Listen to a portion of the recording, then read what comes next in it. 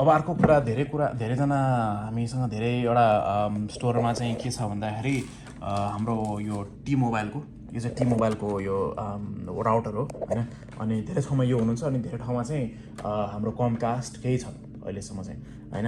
अब कहिलेका चाहिँ यसलाई के हुन्छ भन्दाखेरि यो अन हुन्छ हैन, यो अन देख्नुहुन्छ तपाईँले, सबै काम गरिरहेछ।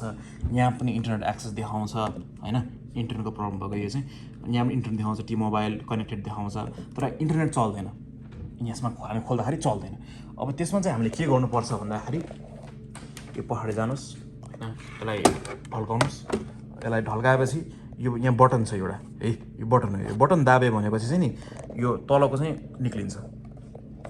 यो बटन दाबे भनेपछि यो बटन होल्ड गरेर यसलाई तलबाट निकाल्ने है। निक्ल्यो भनेपछि यो चाहिँ तान्न सक्नुहुन्छ है। अब यसको चाहिँ के छ भन्दाखेरि यहाँ चाहिँ केबल छ है। कहिलेकाहीँ चाहिँ के हुन्छ, यो सिस्टम सबै इन्टरनेट हामीसँग सबै हुन्छ, एभ्रिथिङ इज वर्किङ फाइन, तर यो कहिलेकाहीँ सिस्टम थाकेर अफ भइदिन्छ हैन। अब हामीले के गर्नुपर्छ भन्दाखेरि यसलाई तार निकालिदिनु अनि फेरि जुन ठाउँबाट निकाल्नु भएको त्यहीँ राखिदिनु। राख्नु भएपछि अनि यसलाई चाहिँ फेरि जसरी स्ट्यान्डलाई निकाल्नु भएको त्यसलाई त्यसरी राख्नु। स्ट्यान्डमा चाहिँ यो पछाडि हुनुपर्छ जहिले पनि। त्यसरी भयो,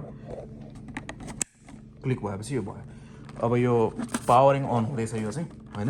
अहिले 2-3 मिनटमा आफै चल्छ। हामीले अहिले चाहिँ इन्टरनेट देखाएको छैन। अब जो चाहिँ यहाँ चाहिँ इन्टरनेट देखाएको छैन, यो चाहिँ अहिले अन हुँदैछ।